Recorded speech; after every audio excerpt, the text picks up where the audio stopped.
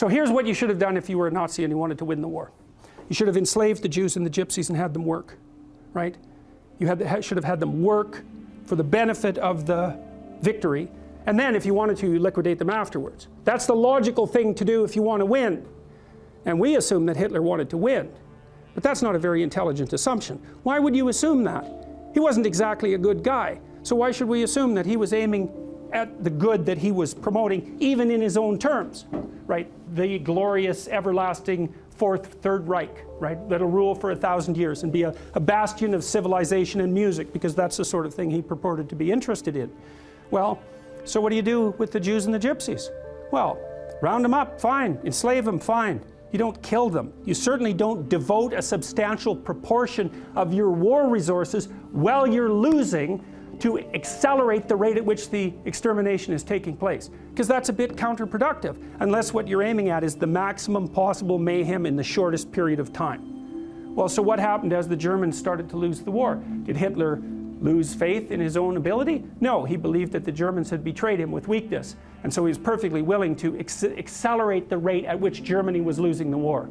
And so when Hitler and his minions had the choice, here's the choice.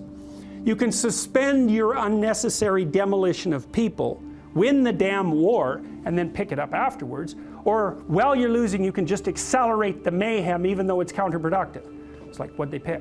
Well, they picked to accelerate the mayhem. And so to me, there's an old psychoanalytic idea. I think this was derived by Jung. If you can't figure out what someone is doing or why, look at the outcome and infer the motivation. If it produces mayhem, perhaps it was aiming at mayhem. Now, you have to use that dictum carefully. If someone's irritating you, maybe it's because you're irritable and you should sort yourself out, but maybe it's because they're actually aiming at irritating you. And that's the actual motivation. So perhaps not, but it's another tool in your analytical armament. So, and so you see, well, and this is the thing about warfare that's so interesting about because you can attribute it to territoriality. You can attribute it to a war for resources. That's what I would say, wretchedly simple-minded economists presume. People fight over scarce resources. It's like, hey, we're a little bit more sophisticated than that. And first of all, what resources are you talking about? The bloody Inuit had nothing. They lived perfectly well. What did they have? Snow and seal blubber. People can live in unbelievably deprived conditions.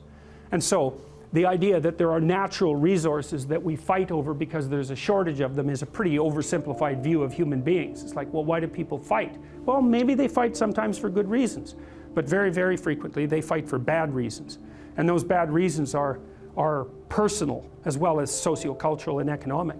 If you were a Nazi prison guard, for example, whatever pathologies you were carrying around in your destructive little soul, whatever element of Cain was deeply embedded in you, had the opportunity to be manifest fully at every moment of your waking existence, right? You had these people who were completely beholden to you, with no rights whatsoever, to whom you could do whatever your evil little heart determined. You think, well, maybe that was a motivation for putting them there to begin with. And all the cover story about, well, we're trying to build the Third Reich and we're trying to stabilize the state and we're trying to do all these good things. Maybe that's just a cover story for the real motivation, which is nothing but what? The construction of death camps that killed 6 million people. How about that? And the obliteration of 120 million people on the planet, and the leaving of Europe in ruins. Maybe that was the motivation. Or are we going to attribute to Hitler the highest possible motives? Say, no, it's an archetypal manifestation of Cain. Now, he's going to put up a front that says, well, I'm your savior. It's like, well, destructive people think that Cain is their savior.